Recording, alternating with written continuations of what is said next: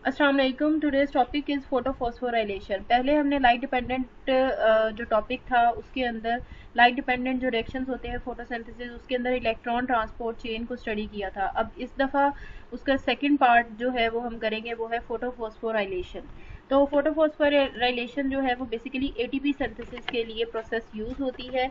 ATP production इससे होती है और ये सारा रिएक्शन जो है ये क्लोरोप्लास्ट के अंदर होता है। और जिस साइंटिस्ट का मैकेनिज्म मोस्टली फॉलो किया जाता है उसका नेम है मिचेल्स कीमियोस्मोटिक मैकेनिज्म। और यहाँ पे फोटोफॉस्फोराइलेशन की डेफिनेशन बताई गई है कि लाइट को यूज़ करते हुए जब क्लोरोप्लास्ट में एटीपी की प्रोडक्शन होती है तो उसको फोटोफॉस्फोराइलेशन कहा जाता है। तो ये इसकी डेफिनेशन आपने करनी है यहाँ से। इस प्रोसेस के दौरान एक साइड पे एटीपी जो है वो एज अ प्रोडक्ट बनती है और एक साइड पे एटीपी जो है वो कंटिन्यूसली यूज होती रहती है इस वजह से कि एटीपी जो है वो सेल की बाकी सारी एक्टिविटीज को प्रोसीड करती है। तो फोटोफॉस्फोराइलेशन ना सिर्फ एटीपी प्रोडक्शन के लिए ज़रूरी है बल्कि सेल की बाकी जितनी भी एक्टिविटीज़ हैं उनको प्रॉपरली कंटिन्यू करने के लिए बहुत ज़्यादा ज़रूरी है।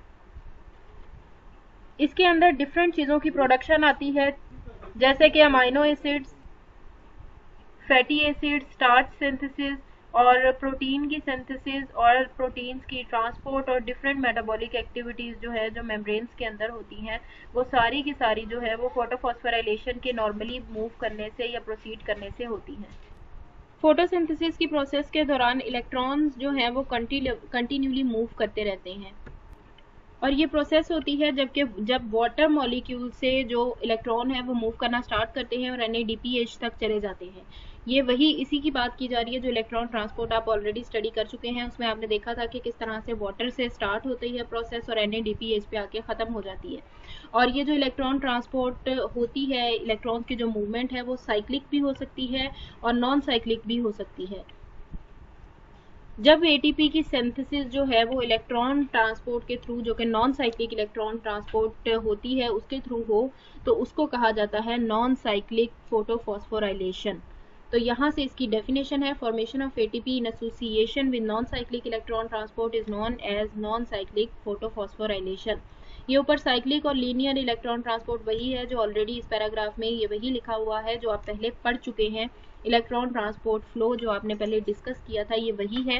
और अगर एटीपी जो है उसकी synthesis non cyclic electron transport के थ्रू हो तो उसको नॉन साइक्लिक फोटोफॉस्फोराइलेशन कहा जाता है।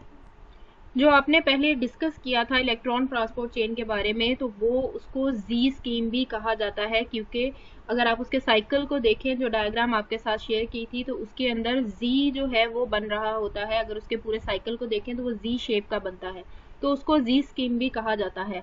और इसके जैसे उसके अंदर फोटो सिस्टम 1 और 2 जो है वो लिंक्ड होते हैं, इसके अंदर वो इस प्रोसेस के अंदर वो कम्प्लीटली लिंक नहीं होते, बल्कि थाइलाकॉइड के अंदर डिफरेंट जगह पे डिस्पर्स हुए हुए होते हैं। नेक्स्ट यहाँ पे साइक्लिक इलेक्ट्रॉन ट्रांसपोर्ट चेन की डेफिनेशन बताई गई है कि जिसके अंदर फोटो सिस्टम 1 और फोटो सिस्टम 2 जो है वो इंडिपेंडेंटली वर्क करते हैं।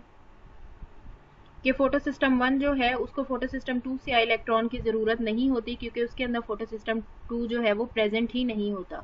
ये आपने पहले साइक्लिक नॉन साइक्लिक में पढ़ा था कि साइक्लिक में 2 यूनिट्स नहीं होते, सिर्फ फोटो सिस्टम 2 ही प्रेजेंट होता है, फोटो सिस्टम 1 उसके अंदर एब्सेंट होता है।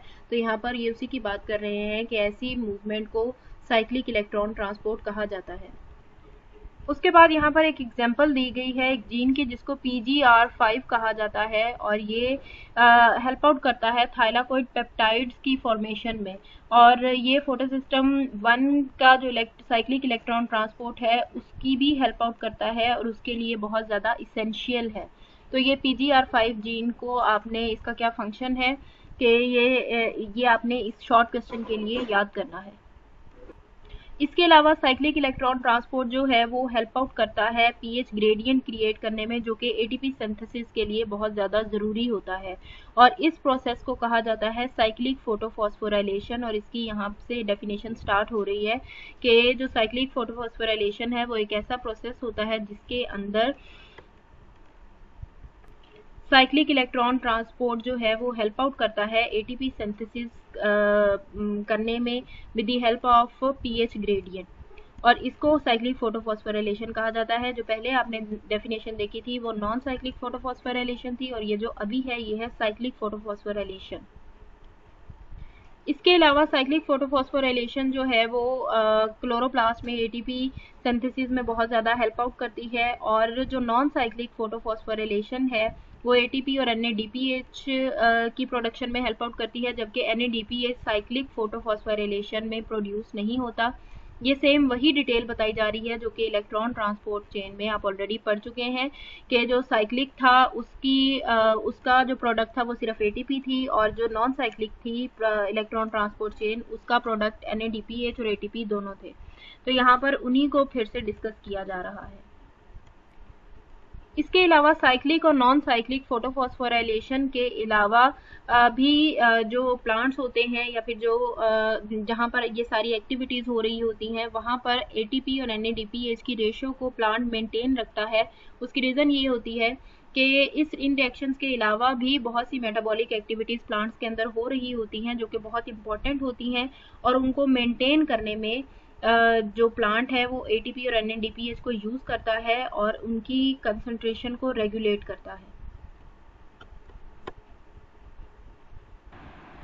प्लांट्स के अंदर जो एनर्जी एटीपी की फॉर्म में स्टोर होती है, और जो सारी की सारी एटीपी प्रोडक्शन जो है होती है, एटीपी जो सिंथेसिस होती है वो सारी की सारी जो है एक लाइट रिएक्शन की वजह से होती है। क्योंकि लाइट जो है हम लोग ये लाइट रिएक्शंस पढ़ रहे हैं तो फोटोफॉस्फोराइलेशन भी लाइट से रिलेटेड होता है और इलेक्ट्रॉन ट्रांसपोर्ट चेन भी लाइट से रिलेटेड ही होता है।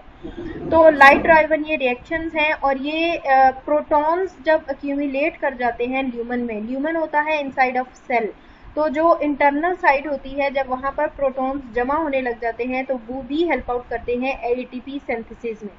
और ये दो तरह से कर सकते हैं, एक तो वाटर की ऑक्सीडेशन से, जिसके अंदर दो प्रोटॉन जो हैं वो डिपॉजिट हो जाते हैं ल्यूमन के अंदर हर वाटर मॉलिक्यूल के बदले। मींस के एक वाटर मॉलिक्यूल अगर ऑक्सीडाइज होगा तो उसके बदले दो प्रोटॉन जो हैं वो ल्यूमन के अंदर स्टोर हो जाएंगे। और इसके अलावा PQ साइटोक्रोम प्रोटॉन पंप होता है, वो भी इस सारे में हेल्प आउट करता है, और जितनी भी एनर्जी बनती है वो एटीपी को प्रोड्यूस करने में हेल्प आउट करती है। और इस सारे प्रोसेस को कहा जाता है मिचेल-स्पिनो-ऑस्मोटिक हाइपोथेसिस, जैसे कि यहाँ पर डायग्राम में दिखाया गया है। जैसे आपने पढ़ा था कि फोटोसिस्टम 2 है, फोटोसिस्टम 1 है, तो उसके अंदर आपको डायरेक्ट कह दिया गया था कि इलेक्ट्रॉन कैरियर्स एक जगह से दूसरी जगह लेकर जाते हैं, लेकिन उन इलेक्ट्रॉन कैरियर्स की अगर डिटेल में जाएं तो हर इलेक्ट्रॉन कैरियर का एक स्पेसिफिक नेम होता है। तो यहाँ पर आप सिंपली करेंगे कि एक फोटोसिस्टम से दूसरे के ऊपर जा रहा है, और जो दूसरा है एंडिंग जब उस पर प्रोसेस एंड होती है तो NADP से NADPH बन जाता है। और जब प्रोटॉन ग्रेडियंट्स क्रिएट होते हैं तो फिर यहाँ पर ये जो आपको एक नज़र आ रहा है कि प्रोटॉन जो है उनके एक्यूमुलेशन की वजह से ADP जो है वो ATP में कन्वर्ट होता है। तो ये बेसिकली ये जो इसके अंदर ये बाकी के सारे नेम्स हैं ये आपको करने की ज़रूरत नहीं है, आप सिर्फ इसको डायरेक्ट कर सकते हैं कि किस तरह से प्रोटॉन कैरियर जो है वो एक जगह से दूसरी जगह प्रोटॉन्स को लेके जाते हैं, और NADP जो है वो NADPH पे चेंज हो जाता है, और यहाँ पर ATP जो है वो ATP के अंदर चेंज हो जाता है। इसको आपको डिटेल में करने की ज़रूरत नहीं है, जस्ट फॉर द आइडिया आप इसको थोड़ा बहुत टच करेंगे। इसका जो एग्जैक्ट मैकेनिज्म है वो अभी तक साइंटिस्ट से आइडेंटिफाई नहीं हुआ कि साइटोक्रोम कॉम्प्लेक्स जो है वो उसको कम्प्लीटली तौर पे साइंटिस्ट अभी तक समझ नहीं सके कि उसकी पूरी तरह से आइडिया लेके इस पूरे प्रोसेस को डिटेल में समझें। लेकिन जो थोड़ा बहुत जो अभी तक मॉडल एक्सेप्ट हुआ है वो साइंटिस्ट मिचेल है जिसका अभी तक मॉडल एक्सेप्ट किया गया है, और इसको क्यू साइकिल कहा जाता है जो कि एक्सेप्टेड मॉडल है। जब नॉन साइक्लिक इलेक्ट्रॉन ट्रांसपोर्ट चल रही होती है तो इलेक्ट्रॉन्स मूव करते हैं वाटर से NADP की तरफ, और हर इलेक्ट्रॉन पेयर के बदले में प्रोटॉन ग्रेडियंट इस्टेब्लिश होता है। 6 प्रोटॉन्स जो हैं वो ल्यूमन में एक्सट्रैक्ट होते हैं, जिसमें से 4 प्रोटॉन जो हैं वो क्यू साइकिल की वजह से आते हैं और 2 जो हैं वो वाटर की ऑक्सीडेशन की वजह से आते हैं। मीन्स जो आपने नॉन साइक्लिक इलेक्ट्रॉन ट्रांसपोर्ट पढ़ी थी उसी की फिर से बात कर रहे हैं कि जब नॉन साइक्लिक इलेक्ट्रॉन ट्रांसपोर्ट में एक इलेक्ट्रॉन का पेयर जब मूव करता है तो एक इलेक्ट्रॉन का पेयर जब फोटो सिस्टम 2 से 1 की तरफ जाता है तो एक पेयर के बदले में 6 प्रोटॉन बनते हैं और वो 6 प्रोटॉन जो टोटल होते हैं उनमें से 4 क्यू साइकिल की वजह से बनते हैं और 2 जो है वो वाटर की ऑक्सीडेशन की वजह से बनते हैं। उसके बाद अगर साइक्लिक इलेक्ट्रॉन ट्रांसपोर्ट की बात की जाए तो हर इलेक्ट्रॉन पेयर के मूव करने से इसके अंदर जो प्रोटॉन होते हैं वो क्रिएट होते हैं 4। नॉन साइक्लिक के अंदर 6 प्रोटॉन बनते थे और साइक्लिक के अंदर 4 प्रोटॉन्स बनते हैं। ये समझा जाता है, ये जो डायग्राम में आपको पहले दिखाया गया है यहाँ पर है CF0 और CF1। तो इनकी बात कर रहे हैं कि जब यहाँ से इलेक्ट्रॉन मूव करते हैं तो हर 3 प्रोटॉन के बदले में ATP सिंथेसिस होती है और नॉन साइक्लिक इलेक्ट्रॉन ट्रांसपोर्ट के थ्रू जो इलेक्ट्रॉन्स मूव करते हैं तो वो 2 ATP यील्ड करते हैं हर NADPH के बदले में। इसकी ये जो ATP सिंथेसिस जो है इसको आपने याद करना है कि कितने ATP बनते हैं, 2 ATPs बनते हैं हर NADPH के बदले में। और ये नॉन साइक्लिक इलेक्ट्रॉन ट्रांसपोर्ट की बात की जा रही है और साइक्लिक इलेक्ट्रॉन ट्रांसपोर्ट में तो NADPH बनता ही नहीं है। इस वजह से नॉन साइक्लिक की अगर बात करें तो इसके अंदर 2 ATP बनते हैं फॉर ईच NADPH मॉलिक्यूल। इन सारे रिएक्शन के बारे में बहुत ज़्यादा डिटेल जो है वो प्रेजेंट नहीं है। उसकी रीज़न ये है कि इनका कोई स्पेसिफिक टाइम जो है वो टाइम मूवमेंट जो है वो साइंटिस्ट से अभी तक रिकॉर्ड नहीं हुई, जिस रीज़न की वजह से अभी तक इनके बारे में बहुत ज़्यादा डिटेल्ड इन्फॉर्मेशन किसी को भी आइडिया नहीं है। इसके बाद यहाँ पे कीमियोस्मोटिक थ्योरी की एक इक्वेशन दी गई है। इस इक्वेशन को आपने याद करना है, PMF = -59 delta PH plus delta Sai. तो ये आपने इसकी इक्वेशन याद करनी है और यहाँ पर इसके बारे में ये बताया गया है कि जब भी प्रोटॉन जो है वो ल्यूमेन के अंदर एक्यूमुलेट होते हैं, जमा होते हैं स्ट्रोमा, तो उन प्रोटॉन के बदले में मैग्नीशियम आयन जो है वो थाइलाकॉइड मेम्ब्रेन से रिलीज होते हैं और स्ट्रोमा के अंदर स्टोर हो जाते हैं। मीन्स के ल्यूमेन के अंदर प्रोटॉन स्टोर हुए तो उसके बदले में मैग्नीशियम आयन जो है वो स्ट्रोमा के अंदर, क्लोरोप्लास्ट के अंदर स्टोर हो जाएगा।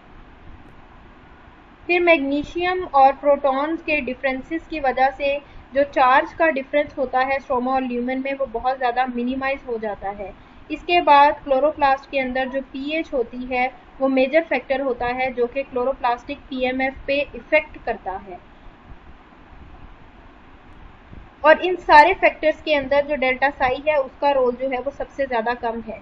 इन शॉर्ट अगर इसकी समरी की जाए तो उसमें ये बताया जा रहा है कि कीमियोस्मोटिक थ्योरी के अकॉर्डिंग जब प्रोटॉन जो है वो ल्यूमेन के अंदर स्टोर होता है तो उसके बदले मैग्नीशियम आयन जो है वो क्लोरोप्लास्ट स्ट्रोमा के अंदर स्टोर हो जाता है और pH एक ऐसा फैक्टर है जो कि इस सारी प्रोडक्शन पे इफेक्ट डालता है। तो इसकी जस्ट आपने ये इक्वेशन याद कर लेनी है और इसके अलावा जो डेफिनेशन इस सब के अंदर आपको बताई गई हैं वो आपने करनी है। और यहाँ पर के टोटल 2 ATPs जो हैं वो हर NADPH के बदले यील्ड होते हैं, ये आपने ध्यान में रखना है। और जो साइक्लिक इलेक्ट्रॉन ट्रांसपोर्ट है उसके अंदर जो इलेक्ट्रॉन प्रोड्यूस हो रहे हैं, प्रोटॉन जो हैं वो 4 बनते हैं इलेक्ट्रॉन पेयर के बदले और जो नॉन साइक्लिक है उसके अंदर 6 प्रोटॉन बनते हैं एक इलेक्ट्रॉन पेयर के बदले। और यहाँ पर आपने नॉन साइक्लिक फोटोफॉस्फोराइलेशन और साइक्लिक फोटोफॉस्फोराइलेशन की डेफिनेशन करनी है और सिंपल फोटोफॉस्फोराइलेशन की डेफिनेशन भी करनी है।